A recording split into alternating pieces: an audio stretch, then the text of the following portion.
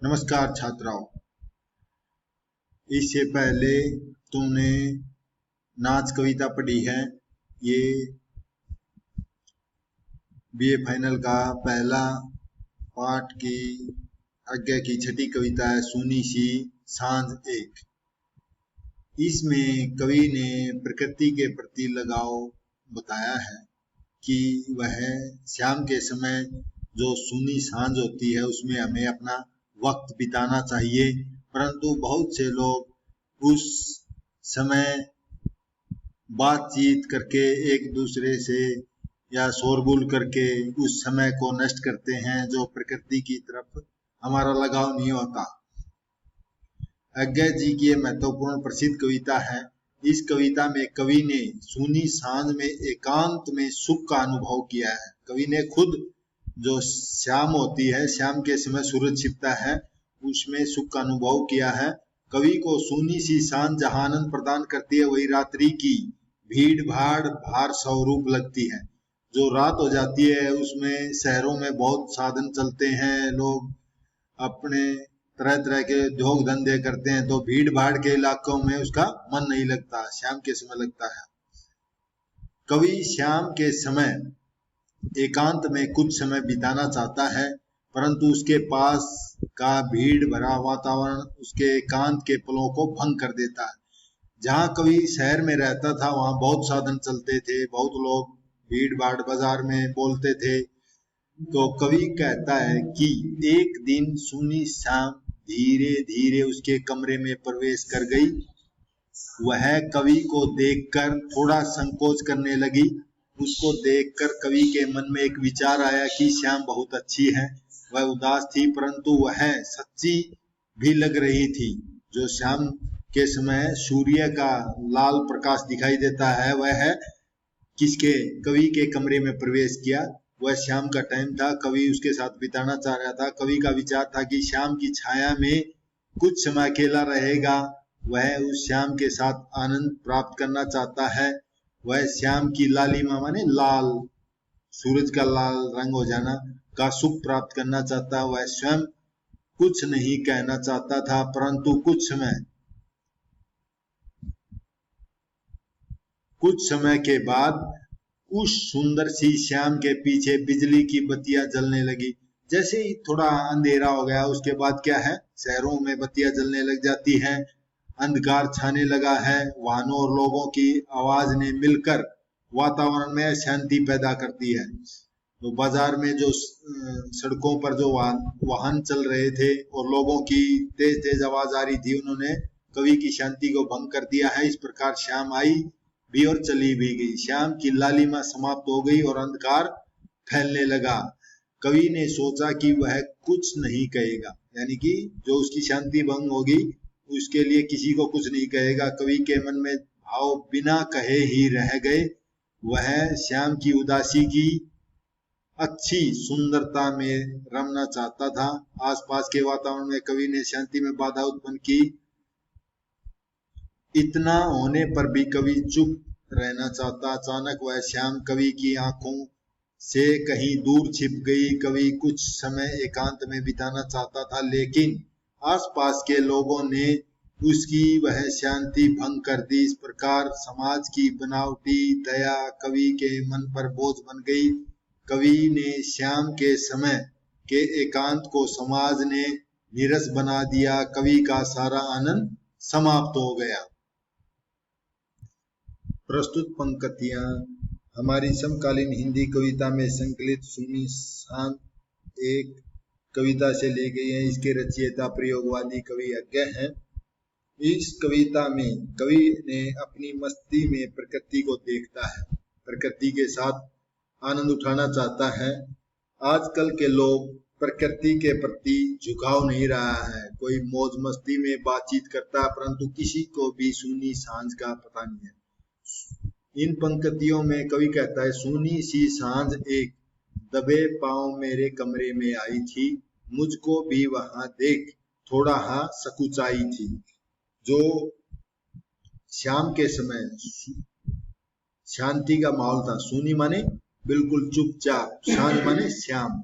एक दबे पांव का अर्थ है चुपचाप कवि के कमरे में आई और कवि मुझको यानी कवि को देखकर वहां देख करके थोड़ा सा सकुचाई माने झिझकाना या घबराना। शाम के समय सूर्य का हल्का प्रकाश जब सूर्य कवि के कमरे में आया तो थोड़ा घबराई हुई शाम थी। तभी मेरे मन में यह बात आई थी कि ठीक है, यह अच्छी है।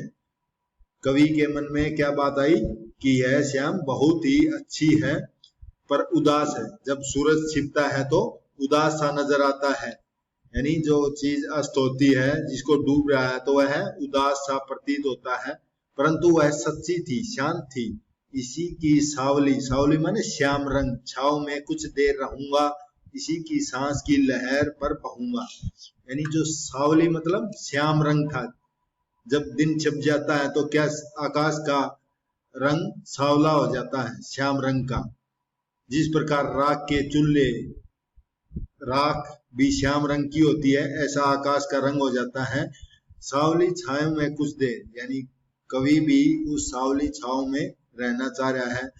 और जो शांत श्याम बहुत ही शांत होती है, तो उसके साथ अपनी सांस की लय, लय के साथ यानी मौन धारण करके लय से लय मिलाने के लिए कह रहा है। चुपचाप इसी के नीरव तलवों की, चुपचाप माने बिल्कुल मौन धारण करके, नीरव माने मौन या चुप। चुपचाप जो श्याम थी वह बहुत चुपचाप और मौन थी।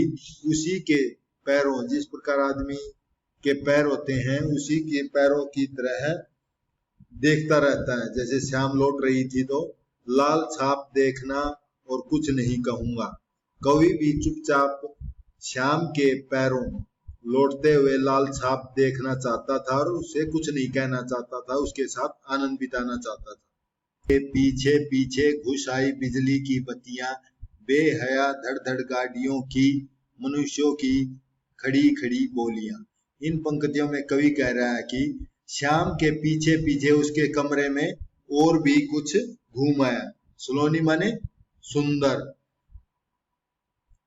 श्याम के साथ साथ उसके कमरे में जो शहरों में बिजलियों की बत्तियां हैं, वे भी घुस आई। बहुत ही सुंदर बिजलियों की बत्तियां घुस आई। बेहया, बेहया माने बेशरम। धड़ धड़ गाड़ियों की आवाज भी उसके कमरे में घुस आई और मनुष्य की खड़ी बोलियां, और मनुष्य की जोर जोर आवाज भी बोलने की कवि के कमरे में आई। और उसका श्याम, जो श्याम शांत रूप धारण किए हुए थे, उसका ध्यान भंग कर दिया। वह रुकी तो नहीं, आई तो आ गई। जो श्याम थी उसका ध्यान नष्ट कर दिया और वह जो श्याम आई थी वह वापिस चली गई, पर साथ साथ मुरझा गई। यानी जो श्याम जाती है तो वह मुरझी हुई प्रतीत हो रही थी। उसको पहले भी मर्दीम अर्णावली पर, मर्दीम माने मंद गति, अर्णावली माने लाल, जैसे सूरज का लाल प्रकाश होता है, वह कैसा था, मंद गति का लाल प्रकाश पर घुटन की एक स्याही छा गई थी। जो श्याम रंग की दिन छिपता है तो जो पहले लाल रंग की मंद गति थी श्याम की, उस पर क्या है, श्याम रंग की एक स्याही ही उसके ऊपर छा गई। ऐसा लग रहा था उसको, घुटन महसूस हो रहा है। सोचा था कुछ नहीं कहूंगा। कवि ने क्या सोचा था, मैं इसके बारे में अब कुछ नहीं कहूंगा, कुछ नहीं कहा। कवि ने कुछ नहीं कहा, परंतु कवि कहता है मेरे उस भाव या संकल्प का बस इतना ही रहा।